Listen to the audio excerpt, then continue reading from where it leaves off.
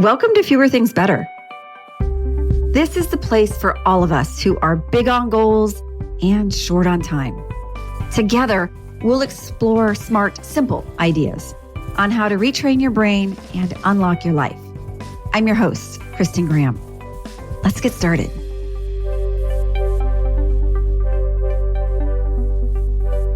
Welcome back to Fewer Things Better and our special series on time. Over the past few weeks, we've explored time from different angles, how we relate to it, how we measure it, and how we value our own time. We've looked at how time can feel elastic, scarce, or even stolen, depending on the story we tell ourselves about it. This storytelling was especially true for me just last week when I got a text right as I arrived at the airport that said my flight was delayed. Yeah, this happened to a lot of people. And after my initial annoyance, I thought about this series and I reached into what I call my real life nerdy toolkit. For the 3 years of producing and researching this podcast, I've collected a lot of science-backed practices that can help me stay grounded when time shifts underneath my feet, like it did then. Now, there isn't a one-size-fits-all solution for how to always manage time, but there are plenty of tactics to try. And the best ones are those that work in real life and in real time. We all need options for when life goes sideways, because it will. Life, in all its lifeness of emails and deadlines and people, rarely slows down to match our schedule or shifts to help us along it. Time stretches, it bends, and it surprises us. And when it does, we have the chance to shift along with it. Standing there in the terminal, I realized I had exactly that choice. I could put myself on pause for an hour. I could fight the delay with impatience, or I could settle into the unplanned and look for what I could gain. Same 60 minutes, but completely different outcomes, all depending on how I chose to use my time toolkit. The bottom line on top of this episode is that when you shift how you value time, you change how you spend it. That's what this final episode in the Time Matters series is about. How to make the most of our relationship with time in all its forms. It's about how to move from reacting or resisting time to choosing and creating momentum right in the middle of the real life of it all. Part of what makes this possible is having some curated tools within reach for when you find yourself in need of a little focus, flexibility, flow, or even just a reset.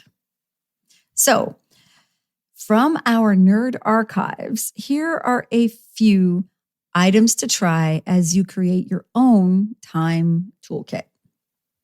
The first tool comes from episode 47, called The Key 3. I first discovered this tool more than 15 years ago. I was working at a large global company, and one day I was meeting with the CEO.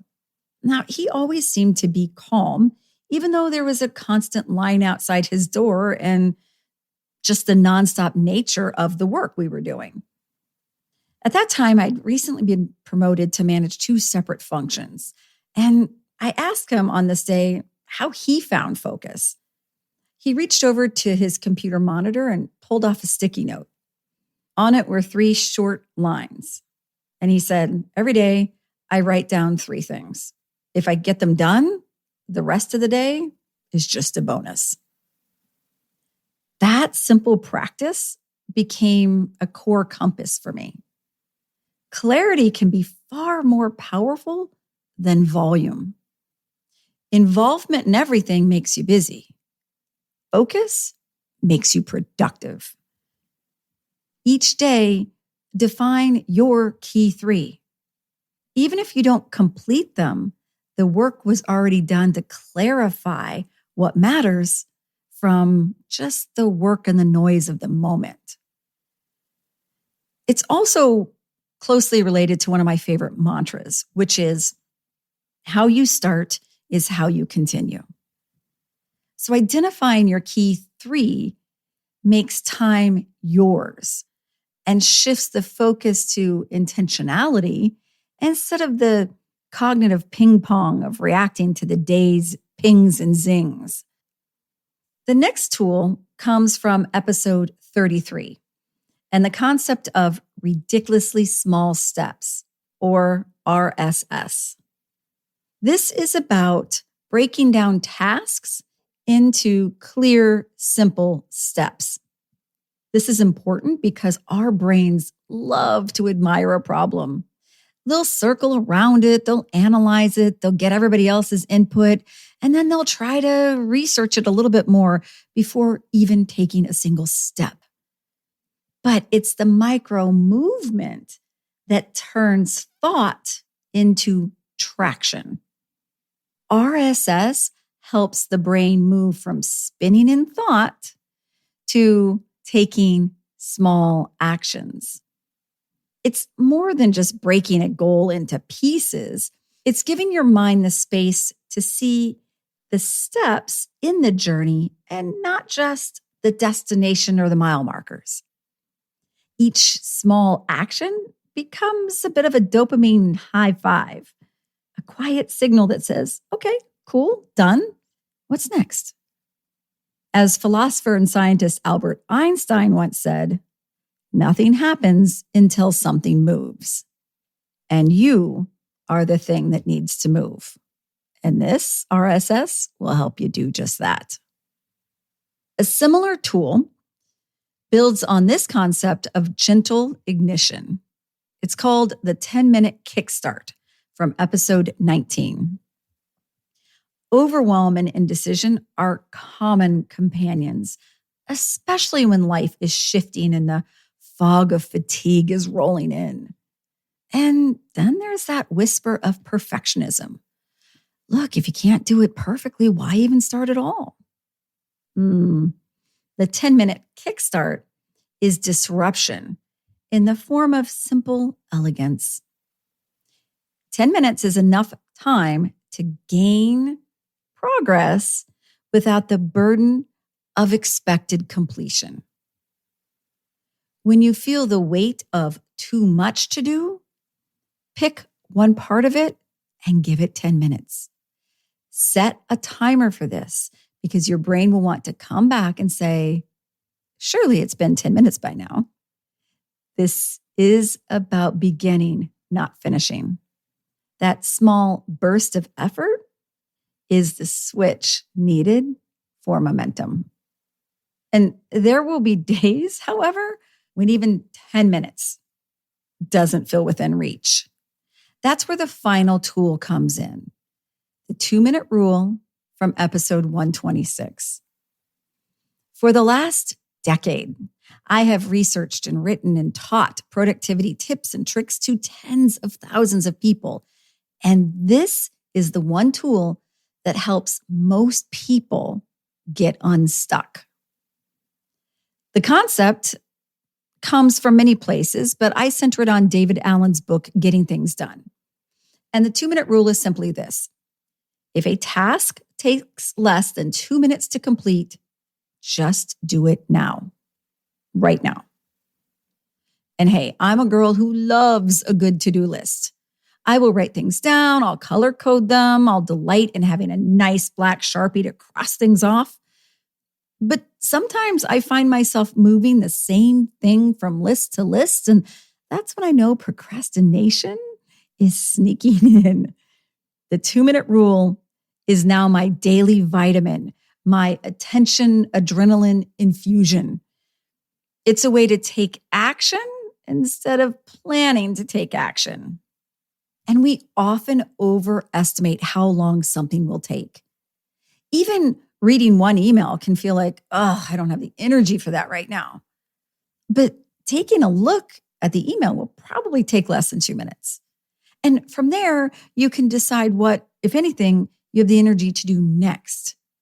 But you already now know what is needed instead of anticipating what it might be and trying to avoid all those things.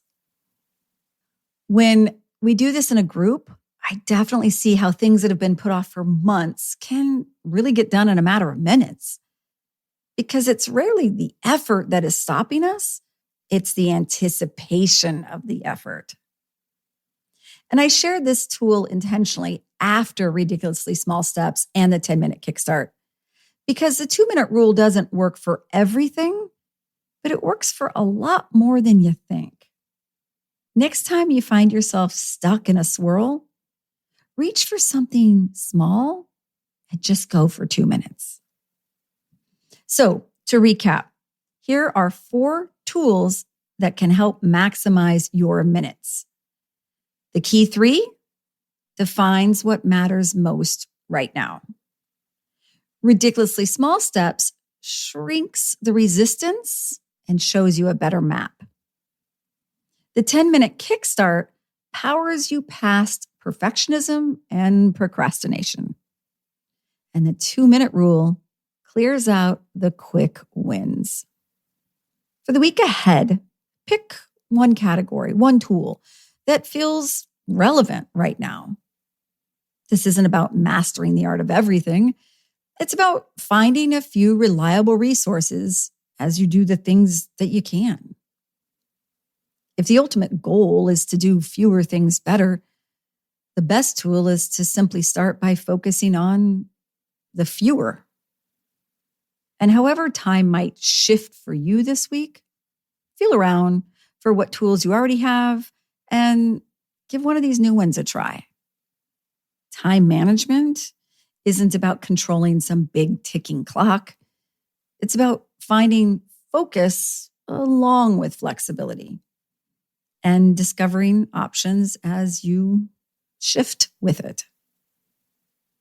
And if you find yourself in the midst of a delay, see where you can work with the elements instead of against them. Because in the end, that's usually the fastest way to move forward. Until next time, use all the tools to help you take care to take the best care. Thanks for listening. You can find a lot more like this by following me on LinkedIn or going to unlockthebrain.com and joining the mailing list. And if you found value in this podcast, please take a moment to rate or comment. Thanks so much. And now let's go do fewer things better.